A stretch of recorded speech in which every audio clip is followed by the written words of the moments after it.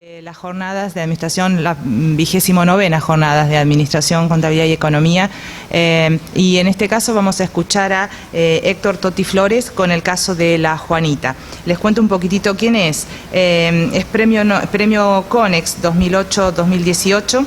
A los 9 años fue vendedor de diarios. A principios de la década de los 70 llegó de Entre Ríos a Buenos Aires, trabajó como empleado metalúrgico, fue fundador del movimiento Trabajadores Desocupados en el año 96, diferenciándose por ser el único en rechazar los planes sociales, asistenciales. Fundador de la cooperativa Barrio La Juanita en La Matanza y del Centro para la Educación y Formación de la Cultura Comunitaria. Compilador del libro De la culpa a la autogestión. Embajador de la Paz por el Consejo Consultivo de la Cancillería Argentina, diputado de la Nación por la Coalición Cívica en el periodo 2007-2011, renovando su mandato en el 2017 por Cambiemos. Les cuento un poquitito entonces qué es la cooperativa La Juanita. Se funda entonces en el año 2001 en el barrio de La Ferrer, La Matanza, como decíamos, cuando las necesidades se convierten en el motor de la creatividad y la innovación, buscando transformar un barrio con bajos recursos en un semillero de oportunidades. Nace a partir del rechazo de los planes asistenciales y con el objetivo de generar emprendimientos productivos y educativos propios. Bueno, con esto los dejo entonces con Héctor Toti Flores. Muchas gracias por la invitación.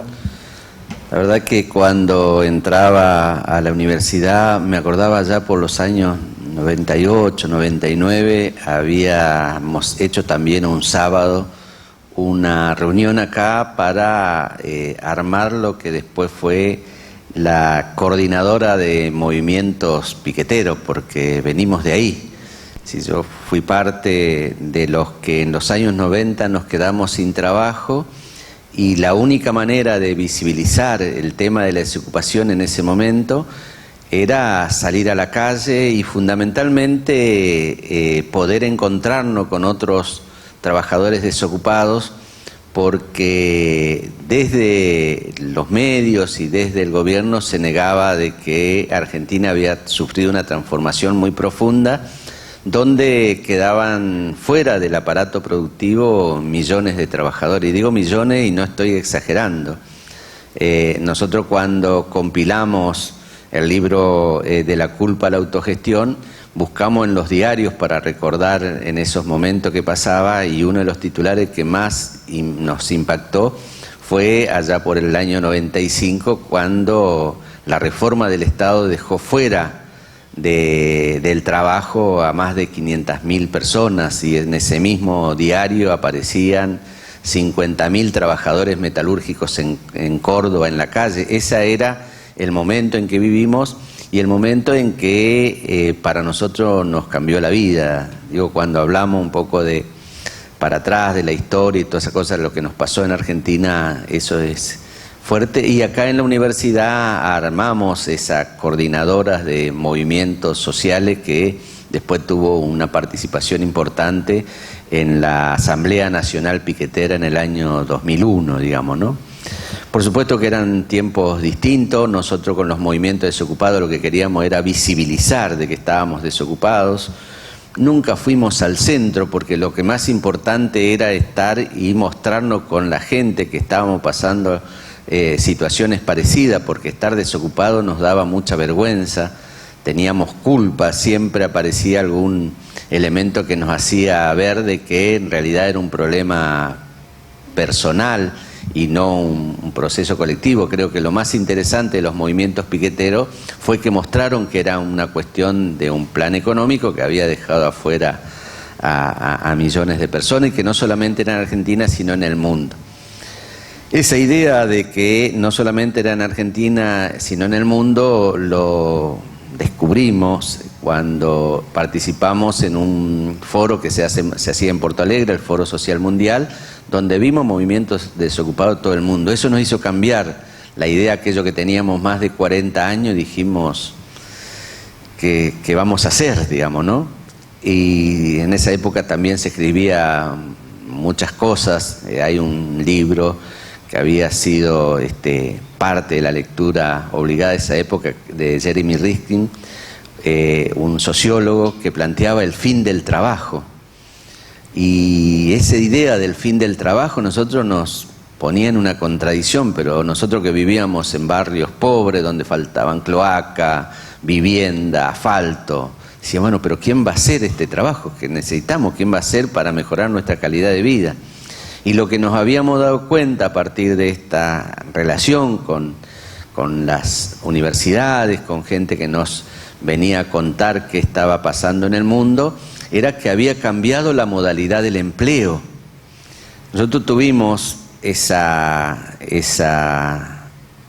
posibilidad de ver de que ya no íbamos a volver al empleo como era antes, aunque la economía creciera, aunque la economía era épocas de mucha recesión, pero aunque la economía creciera ya no iba a incorporar toda la masa de fuerza productiva humana que teníamos porque los avances tecnológicos nos habían dejado afuera, por distintas razones, ¿no? Y eso generaba mucha culpa.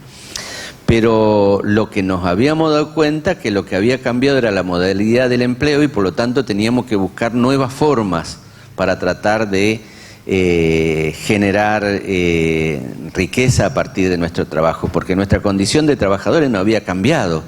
Había mucha discusión en ese entonces, quienes nos querían llamar excluidos, y nosotros decimos, pero nuestra fuerza de trabajo está intacta, si hay alguno que no lo toman es otra historia.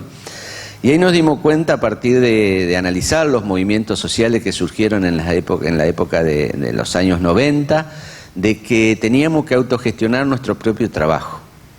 Y armamos la cooperativa en el año 2001.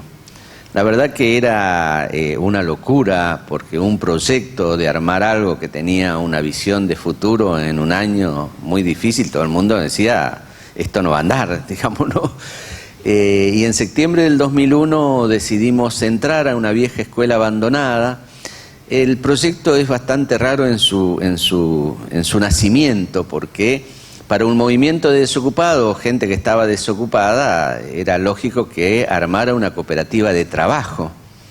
Y nosotros estábamos desocupados, pensábamos mucho, teníamos relación con la universidad. El 2001 venían mucha gente al barrio para ver cómo era esta cuestión de la pobreza que nos pasaba, y nosotros íbamos sacando algunas conclusiones. Y lo que nos habíamos dado cuenta que ya con los planes sociales empezaba toda una política de quebrar lo que para nosotros era muy importante, que era la cultura del trabajo. Esa idea que teníamos, la cultura del trabajo, que nos daba libertad. Y la otra herramienta, que era de ascenso social, sin lugar a duda, tenía que ver con la educación. Es decir, nosotros vivimos la etapa, ustedes que son más jóvenes seguramente no tendrán ni idea, pero vivimos la etapa de la Argentina de pleno empleo y de la Argentina de mi hijo el doctor, digamos, ¿no? Los que veníamos del interior, como se dice, con una mano atrás y otra adelante, y como en mi caso, que fui a parar un año viviendo en una villa, teníamos la esperanza que si nuestros hijos estudiaban en la escuela secundaria, iban a la universidad pública, se recibían de profesional y por esa vía podíamos ser de clase medias. Pretender ser de clase media no era ningún problema, al contrario, eso era parte de lo que nos movía a este ascenso social. Por lo tanto, nos parecía que había que construir una cooperativa, como lo construimos, de provisión de servicios educacionales, asistenciales y comunitarios. Es decir, no era una cooperativa de trabajo. Esto nos permitió, el objeto social de nuestra cooperativa permite tener en el aspecto educativo un jardín de infantes, una escuela primaria, una escuela secundaria y hasta una universidad. Eso nos aprobó el DINAES, digo, ¿no? Siempre decimos que diría, bueno, ¿cuándo estos muchachos se van a ir? Porque eso nos permite hoy hacer muchas cosas, pero es así, son muy pocas las cooperativas de provisión de servicios en este sentido. Y la parte comunitaria estaba la cuestión de plantear capacitación para el trabajo, porque nos habíamos dado cuenta que nos habíamos quedado afuera precisamente porque no nos capacitábamos para los nuevos trabajos, no nos habíamos dado cuenta, digamos, ¿no? Y quedar en esa situación es muy feo. Y tuvimos que recurrir a cosas que no conocíamos, ¿no? A estudiar, a tratar de de entender los procesos que nosotros mismos teníamos, y dos cuestiones de la relación con el pensamiento, digamos, ¿no? Con esta idea de saber qué nos estaba pasando, anécdota que nos quedan. La primera es que tuvimos la posibilidad de leer algunos libros, estábamos desocupados, nosotros éramos muy inquietos, leíamos mucho todas estas cosas que pasaba. Uno de Raúl Civechi, que nos decía de que ya no había más certezas, que todo ahora a partir de ese momento era incertidumbre y por lo tanto teníamos que aprender a transitar en las incertidumbres, y que no había más certeza en el trabajo. Le quiero decir que nosotros en los 70, época en que yo vengo a Buenos Aires, la idea de conseguir un trabajo era conseguir un trabajo, si tenías una casa, que te deje cerca donde pasaba el colectivo, porque vos pensabas que iba a estar toda tu vida.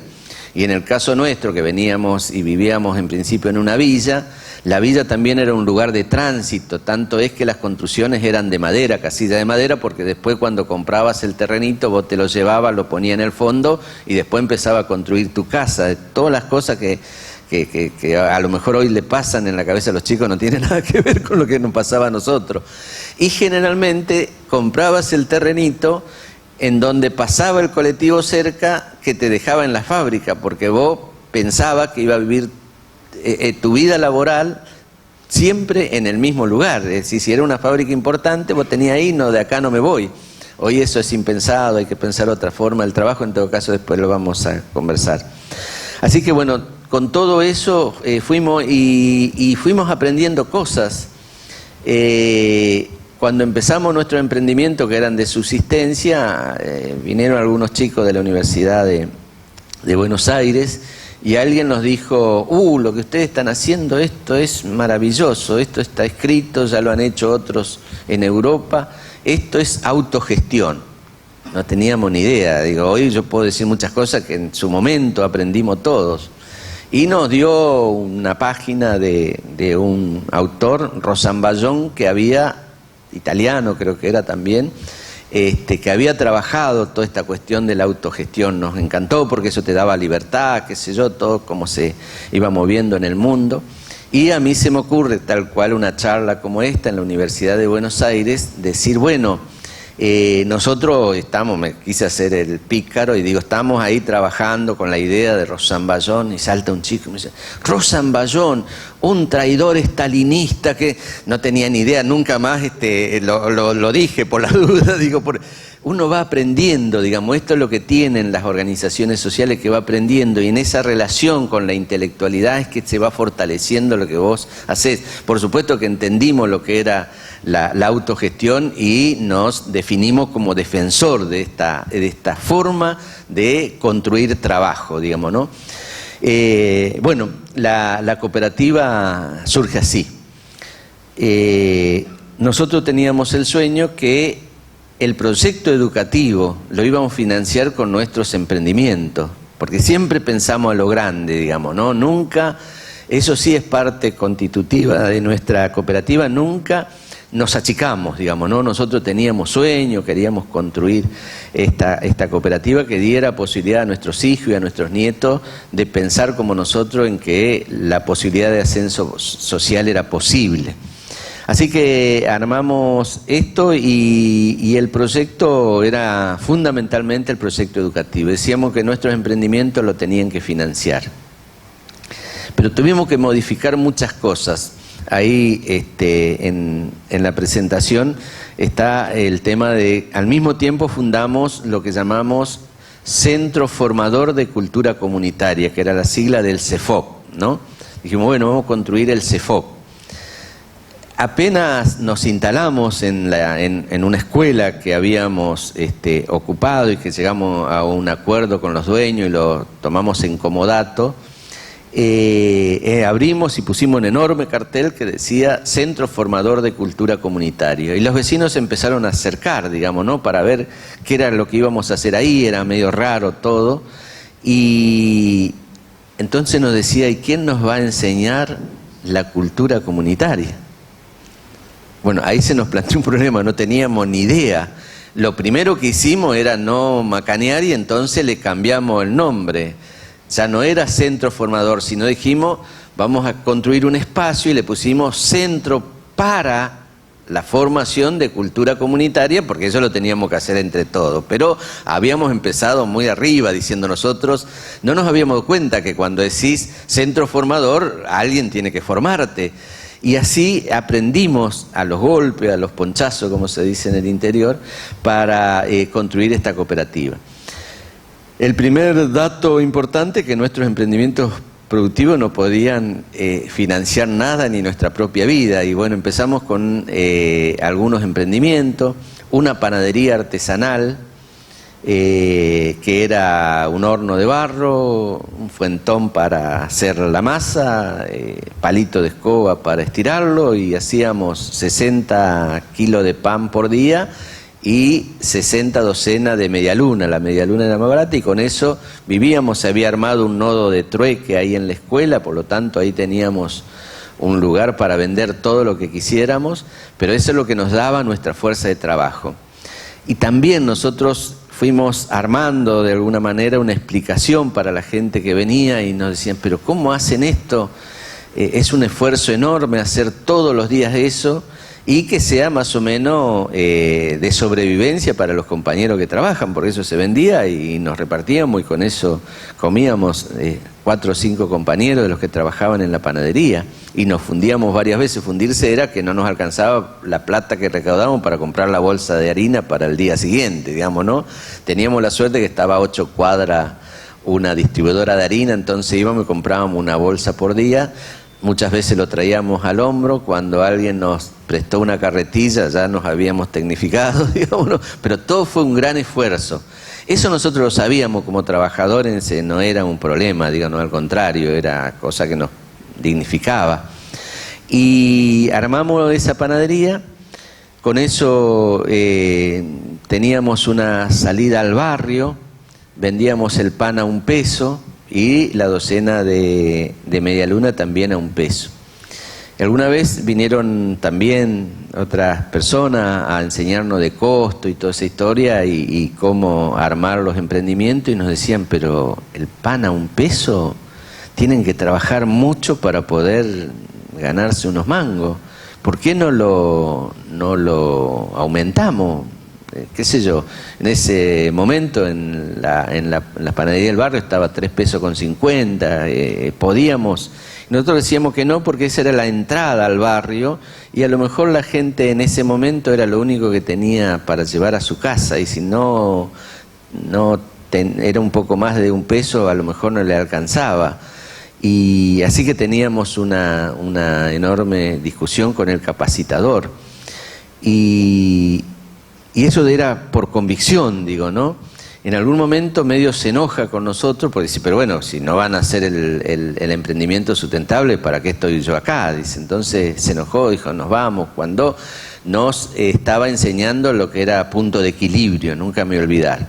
Entonces dice, no, pero están trabajando a pérdida, que bueno, punto de equilibrio, eso nos enseña que había que tomar en cuenta los insumos, el gasto que teníamos, que era casi ínfimo porque la leña no pasaba nada, la sal, qué sé yo, lo que queríamos sacar como mano de obra, y a partir de ahí el punto de equilibrio a nosotros no nos daba, pero ni loco. Y se enoja y se va, Emilio, nunca me he olvidado de una ONG que venía ahí. Bueno, la verdad que Emilio era una buena persona, porque nosotros decíamos, no, el pan a $1, eso nos da la cuestión social, veníamos de los movimientos desocupados, no podemos tener la cooperativa como negocio, toda una discusión ahí terrible, ¿no? Y Emilio se enoja y se va, y después nosotros nos quedamos y conversamos y dijimos, no, Emilio es una buena persona, nos está enseñando, de última, tenemos que aceptar que ellos saben más que nosotros y ver cómo hacemos. Así que lo llamamos. Y viene Emilio de nuevo un sábado a enseñarnos cómo hacer el punto de equilibrio. Vuelve a repetirnos y creo con la idea de que íbamos ahí ya a estar convencidos que teníamos que aumentar el pan. Y vuelve la discusión de nuevo, no, pero la cuestión social, pero entonces ¿para qué me llamaron acá? Pero ustedes saben, ¿para qué quieren saber lo que es el punto de equilibrio? Y nunca me voy a olvidar porque había un compañero ahí que casi nunca hablaba y le dice, Emilio, sí, te entendemos, ahora sabemos en cuánto tiempo nos vamos a fundir, pero nosotros estamos trabajando para nuestros vecinos, digamos, ¿no? Es decir, algunas cosas que no nos entraba desde el punto de vista de lo que era la empresa formal, digamos, bueno, Emilio, bueno, ahí nos reíamos y después nos tuvo mucha paciencia para enseñarnos y nos decía, bueno, hagan lo que quieran, pero esto es así. Así que fuimos aprendiendo a los golpes. Esto es lo que yo quiero expresarle, que estos emprendimientos no nacen de la oportunidad que muchas veces tienen alguien que de pronto tiene un dinero y lo coloca en algún lugar donde los negocios florecen. En este caso era un gran esfuerzo fundamentalmente por convicción, y yo creo que eso es lo que pasa con un emprendedor. El emprendedor tiene que tener convicción de lo que está haciendo, tiene que servirle a alguien.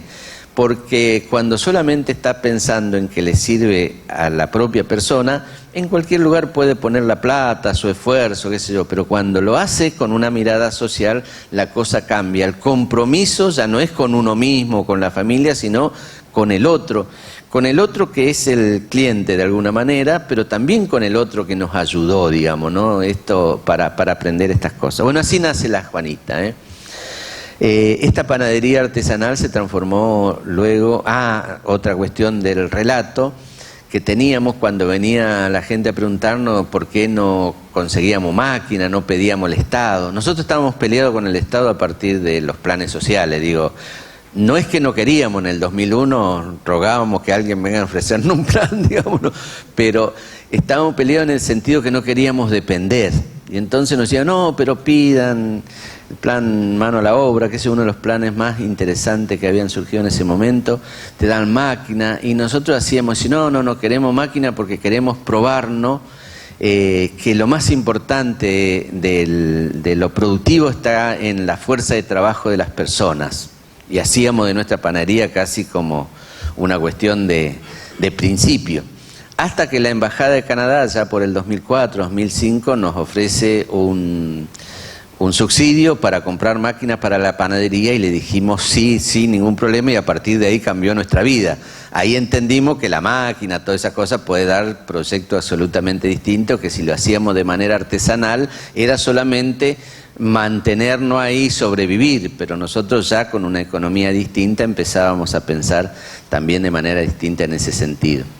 Así que con ese subsidio compramos máquina y empezamos a hacer una panadería que hoy vende, por ejemplo, en una campaña que todos los fines de año, este último año vendió 25.000 kilos de pan dulce, que es un pan dulce que tiene valor agregado. Todo esto lo aprendimos, esto que digo, en ese momento no teníamos ni idea, repito, para el valor agregado del packaging, de la marca. Bueno, es la receta de Maru Botana que generosamente nos da, y entonces nosotros lo vendemos como regalo empresarial.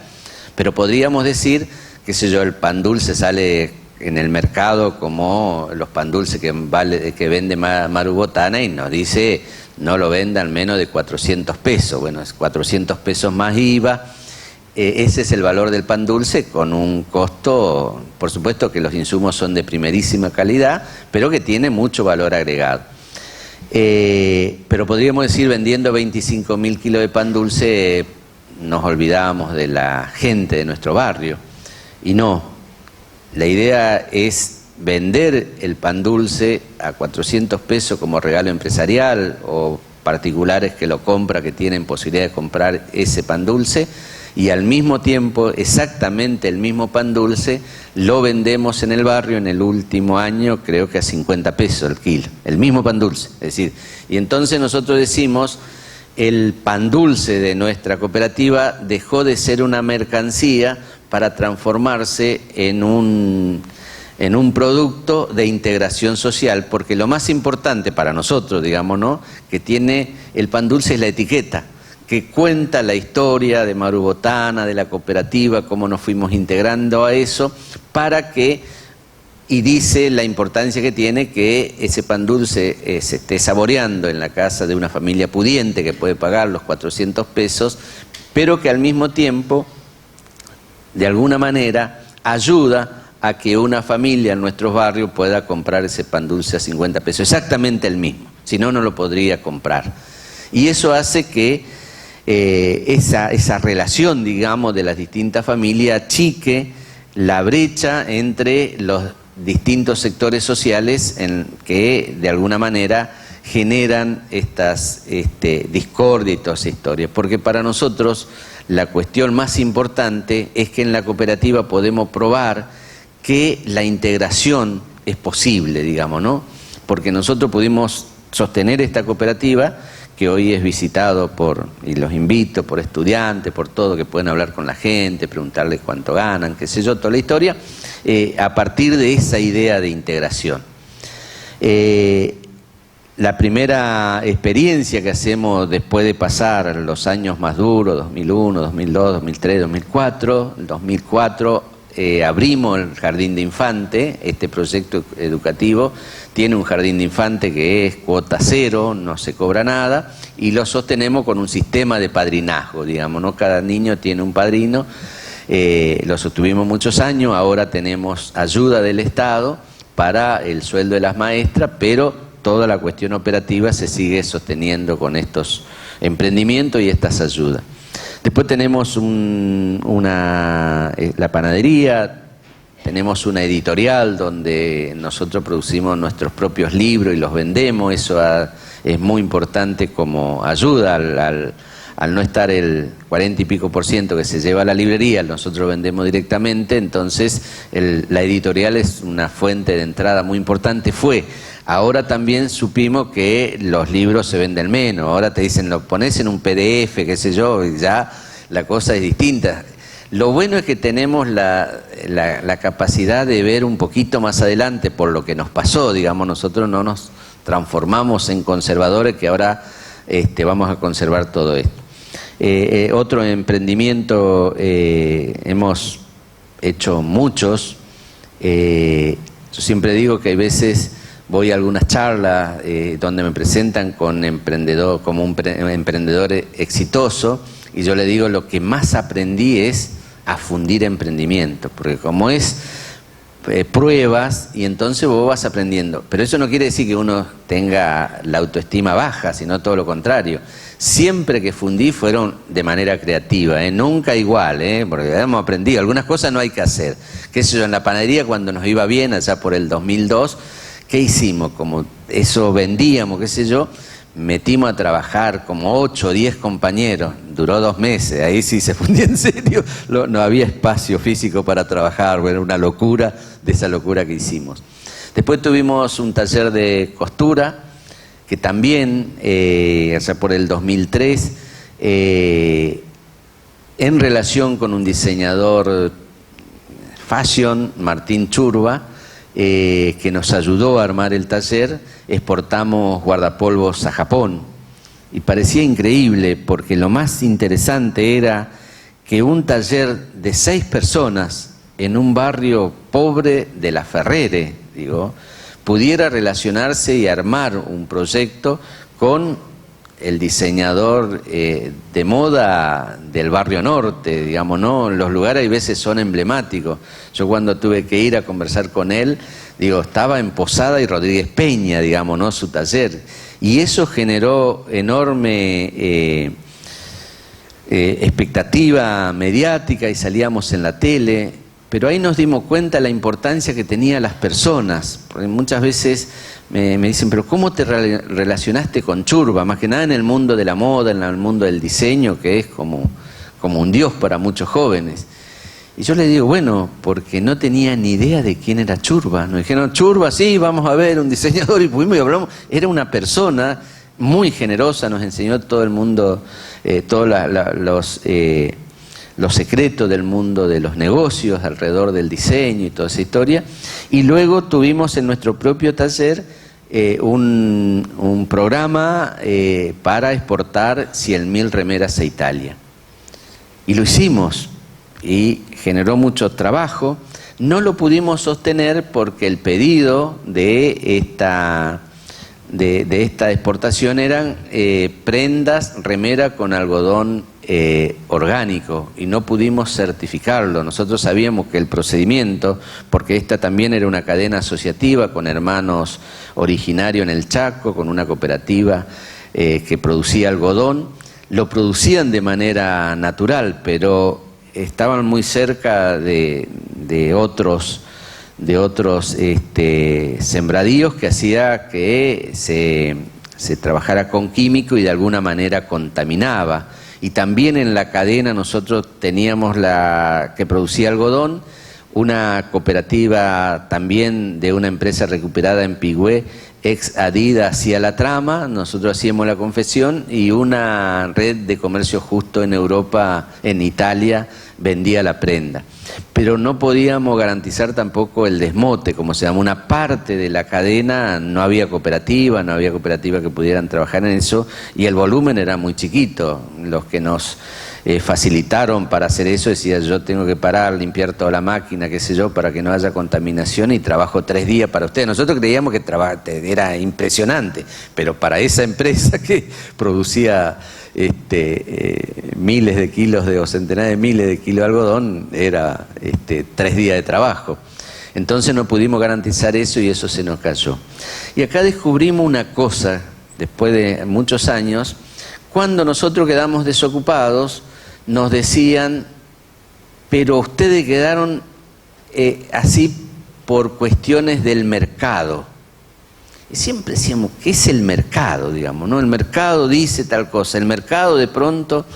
Y nos dimos cuenta ahí que el mercado son personas que priorizan una economía salvaje donde no le interesa nada a la persona humana y que por lo tanto le interesa solamente las ganancias, u otro sector que, sin dejar de ganar, tiene sensibilidad humana. Y esos fueron los que se asociaron con nosotros de alguna manera, que nos enseñaron todos, y nos dimos cuenta que había mucha gente en esa situación en Argentina, empresarios, artistas, que tenían otra mirada, digamos, ¿no? Que no querían una Argentina donde hubiera gente deambulando por la calle pidiendo comida, y con ello nos asociamos. Nosotros, en esta idea de identificarlo, habíamos escrito en alguno de los libros donde decíamos que había 2 fenómenos que dejó el 2001 en Argentina. Por un lado, los excluidos sociales. Eso todo el mundo lo escribía, no tenía duda. Pero lo que nosotros descubrimos era esta otra gente que, para identificarlo como todas las categorías, lo llamamos los excluidos morales. Y dijimos: con los excluidos sociales y los excluidos morales, con que nosotros tenemos que empezar a pensar una Argentina distinta. Y lo encontramos Martín Churra, el primero que dijimos, que está, algunos comentarios periodísticos, más que nada cuando nos hacían nota o las investigaciones, decían: bueno, pero fue casualidad. Estos pronto encontraron una buena persona. Nosotros decimos: no, es un fenómeno social que está debajo, pero hay que probarlo como toda hipótesis. Y entonces empezamos a buscarlo. Ya encontramos a Maru Botana. Eso ya nos animó a decir: acá están los excluidos morales. Pero después, en nuestro andar como cooperativa, hemos encontrado cantidad de gente que nos acompaña. Y el taller de costura llegó a tener alrededor de 30 personas, todos cooperativistas, monotributistas, que también tuvimos que empezar a conversar. Es trabajo el monotributo, ¿no? Es la forma que hoy se está dando, y que las formas anteriores de personas sindicalizadas con la obra social asegurada es lo que es más difícil hoy de sostener, digamos, ¿no? En el mundo hoy estamos discutiendo otras formas de relación con el trabajo. Tenemos que debatir para que los trabajadores no pierdan derechos, pero al mismo tiempo que generen posibilidades de trabajo en esta etapa donde hoy las computadoras y todo eso, la internet, nos conecta con el mundo. Pero bueno, el tema del taller de costura, la panadería, varios fracasados, hicimos de todo. Y hoy los emprendimientos más importantes que tenemos en la cooperativa tienen que ver con el mundo digital. En un momento, cuando la asignación por hijo se masifica en los barrios más pobres y tiene la tarjeta, que es una decisión muy importante que se bancarice, porque eso lo saca de del clientelismo, o por lo menos es una herramienta más para salir del clientelismo. El problema era que se masifica la asignación por hijo y no hay suficientes bocas de cajeros automáticos para responder a eso. Nosotros en La Ferrere, la localidad tiene alrededor de 400.000 habitantes y la mayoría ahí son beneficiarios de los planes sociales y la asignación por hijo. Y tenía 4 bancos en La Ferrere que tenían cajero automático y la gente tenía que caminar 4 o 5 kilómetros cuando llegaba el día a las 4 de la mañana, porque si no alcanzaba la guita, que a las 11, a las 12 se terminaba, y hay veces en la bronca agravaba la situación, rompiendo los cajeros y qué sé yo. Entonces nosotros nos dimos la tarea de ver si podíamos conseguir eso. En una charla como esta, me acuerdo, estábamos de agente de finanzas y ahí le planteo y varios se acercaron para decirme qué era esto de que queríamos cajeros automáticos en el barrio. Me parecía una cosa extraña. Y tengo la suerte, me parece, de que en esa reunión estuviera el presidente del Banco Santander, Enrique Cristofani, que se interesó por eso, que tenía un programa parecido en Brasil, en las favelas y qué sé yo, y empezamos a conversar y llevamos un cajero, la idea de un cajero automático a La Juanita, que era el barrio. Después los del banco se animaron un poco más y dijeron vamos a poner una oficina de inclusión financiera. Y compraron el terreno, eso aumentó el precio de los terrenos, todos le querían vender al banco. El problema es que el banco tenía que comprar con escritura y había 3 o 4 nada más que podían vender ahí, no había, así que... Pero bueno, y se construyó esta sucursal, que hoy ya se llama sucursal, en principio era oficina, pero eso fue un cambio espectacular para el propio barrio. Los vecinos que tenían negocio, kiosco, un almacén, se empezaron a formalizar para tener el POSNE, y la gente viene de otros barrios y generó un polito de desarrollo ahí en el barrio impresionante. Cambiaron las veredas, la calle de entrada al barrio cambió totalmente y los negocios se pusieron lindos y se formalizaron y la gente empezó a ver la importancia que tenía. Y el banco hizo como cualquier banco que hace su negocio, empezó a dar tarjeta de crédito. Y esta idea también de la inclusión muchas veces uno no entiende. Estaban muy contentos los vecinos. ¿Por qué? Porque la mayoría no era sujeto de crédito, como se dice, no era que podían tener una tarjeta y por lo tanto lo daban, y sentirse con la tarjeta era importante. Yo siempre cuento una anécdota que viene una vecina paraguaya, creo que estaba recién sacándose la documentación, y me dice, tengo la visa, me dieron la visa. Dice, ahora si necesita la cooperativa, decime, yo puedo prestarle el saco. Y yo sabía cuál era el monto, no me acuerdo si era 300 pesos en ese momento, en el 2010, 2011, pero ella se sentía igual que cualquiera que podía ayudarnos, digamos, ¿no? Y tenía esa tarjeta.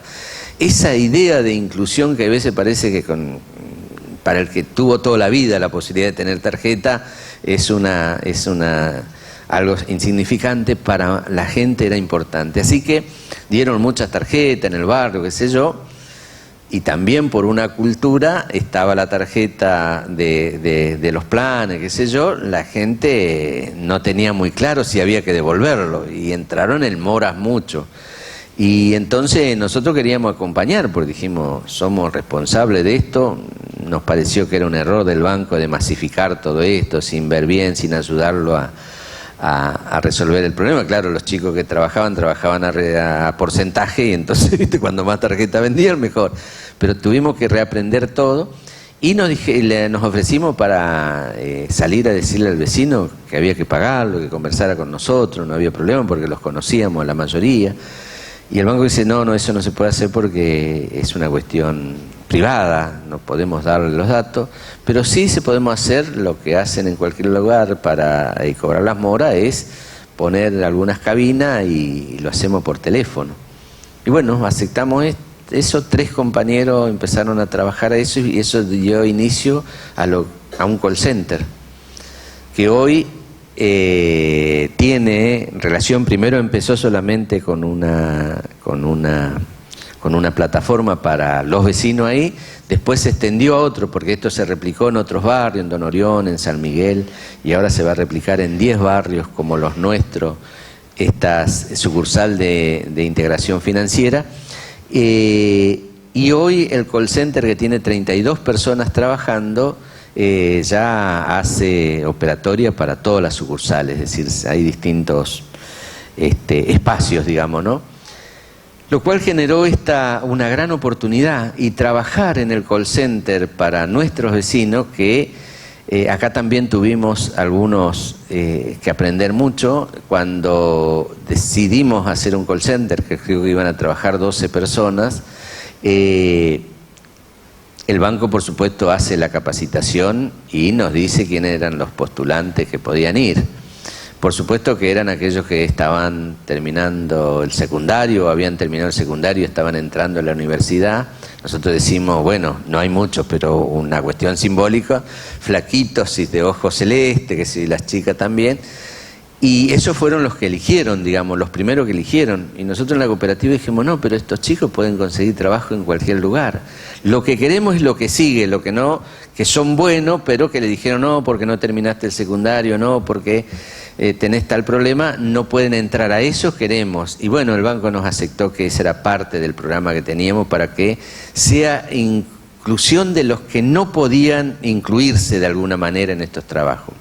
Y trabajar en el call center para nuestros vecinos, por ejemplo, alguna señora que trabajaba en el servicio doméstico y de pronto estar en el call center con el auricular, la computadora, que también le enseñamos ahí, y vienen sus hijos y se sienten súper orgullosas, digamos, ¿no?, que ellos están mostrando de que se puede mejorar su calidad de vida, aunque no tengan terminado el secundario, y que parecía que ya solamente podían tener la cultura de la sobrevivencia, digamos, ¿no?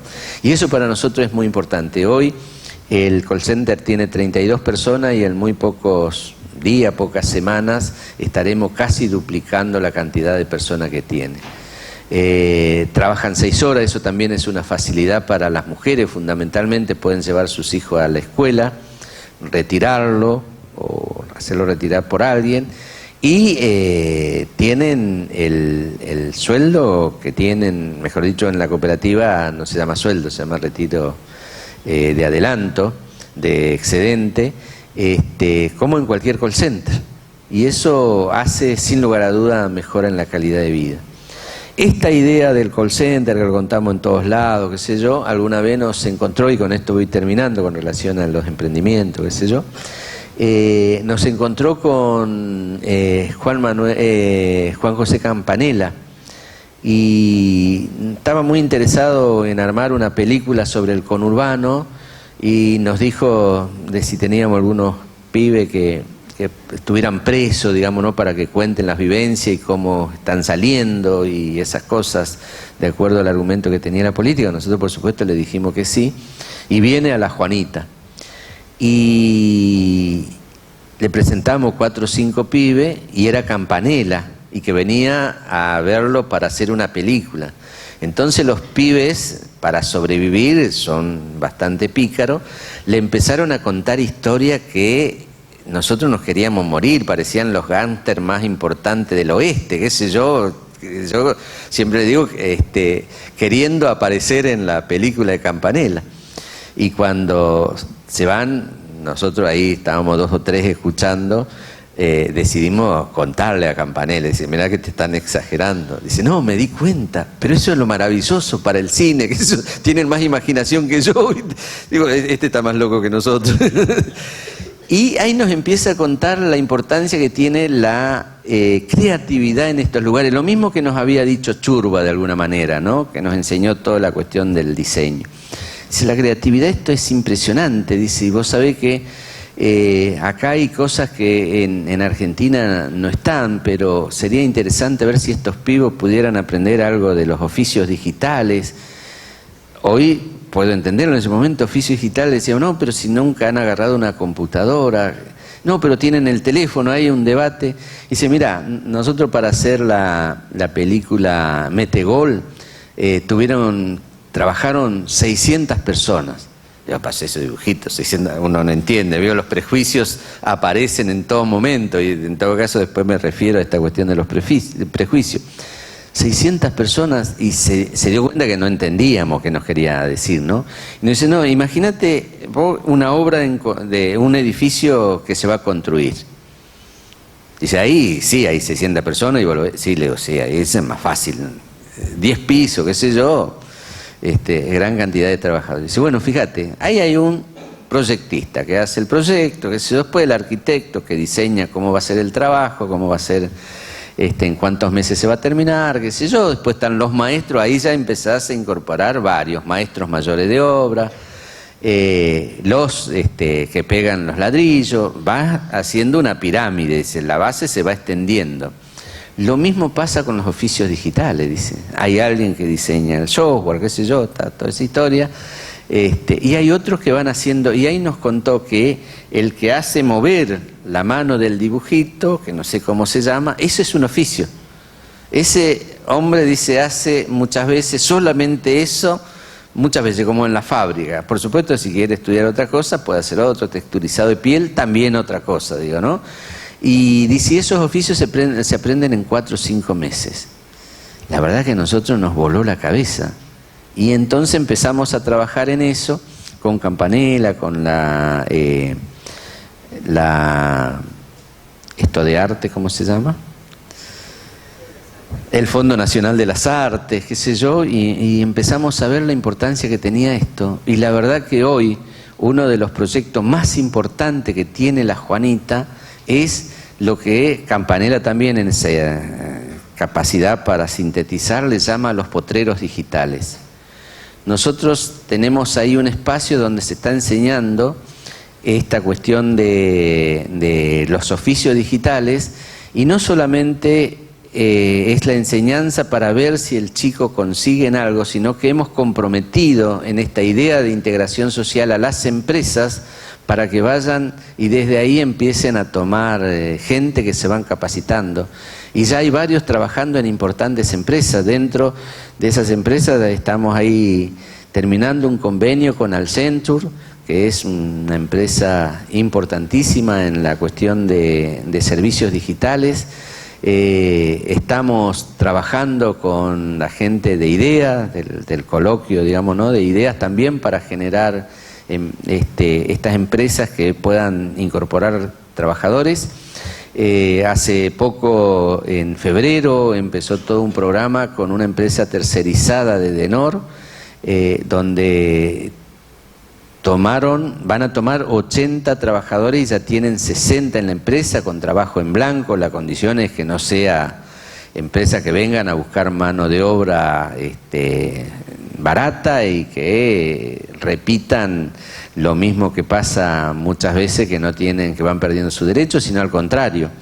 Y hoy tenemos, creo que mañana o pasado, una reunión con alrededor de 10 empresas que nosotros decimos, si toman 2 personas por cada empresa, la verdad que va cambiando la idea del barrio, y esto ha generado un impacto muy fuerte en el barrio, que se instaló la idea de capacitación para el trabajo. Nosotros tuvimos a principio de año la inscripción en alrededor de 40 o 50 oficios que no son los digitales, porque los digitales son módulos pequeños, porque tenemos 2 aulas solamente para eso, pero eso lleva a que otros se capaciten en otras cosas. Y se inscribieron alrededor de 1.200 personas, que para nosotros era increíble, porque encima en la Juanita nada es gratis, y entonces tienen que pagar 100 pesos la inscripción. Si conseguimos el profesor, después, por supuesto, no se cobra el curso, pero nunca sabemos. En principio, con eso subvencionamos todas estas cosas. Y 1.200 personas se inscribieron y pagaron. Y existen ahí, yo no lo podía creer, digo. Y eso nos parece que es lo que podemos generar, el impacto que puede generar una organización social en relación con empresas que pueden a través de eso generar puestos de trabajo. Esto rompe el paradigma que en estos lugares las empresas importantes no pueden tomar trabajadores porque no terminaron el secundario. Nosotros de alguna manera le garantizamos que van a seguir estudiando porque tenemos que hacer ese trabajo social, y también cambiamos el paradigma que en estos lugares donde 1 millón de niní deambulan, transitan, no se puede generar estas posibilidades. Nuestro gran desafío es poder darle escala. Estamos trabajando en 10 barrios distintos ahora ya con distintos sectores para armar esos potreros digital, que es el trabajo, yo ya no diría del futuro, es el trabajo del presente, pero que nos lleva al futuro sin lugar a dudas. Y según dicen los especialistas que conversamos, si la Argentina en 10 años no debate sobre estos nuevos trabajos, es muy probable que nos quedemos afuera del mundo, ya por incapacidad de la dirigencia de ver hacia dónde va el futuro y tener las herramientas para capacitar a la gente. La gente quiere capacitarse. Hay veces no tiene la consecuencia, se pierde, bueno, pero nos tenemos que ayudar. Eso es un poco la experiencia de la Juanita. Por supuesto que funciona como cooperativa.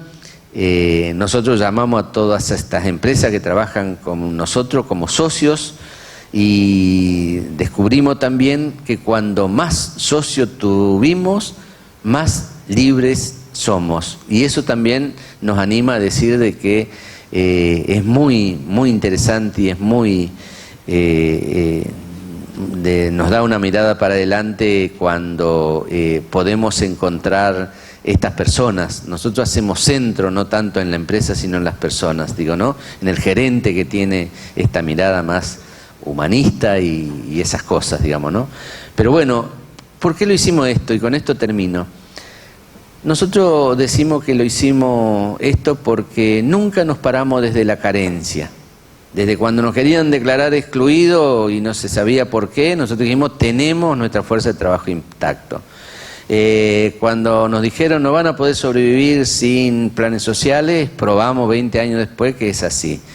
En el debate si los planes sociales eran la herramienta para salir de la pobreza, probamos que con eso no alcanza, que está bien la contención hoy por la situación que estábamos pasando, pero no alcanza, hay que pensar en otras cosas. Y creo que este quiebre del paradigma de la división de los distintos extractos sociales que no se pueden ver, nosotros le antepusimos la cuestión de la integración y creemos que por ahí es eso. ¿Pero por qué lo hicimos?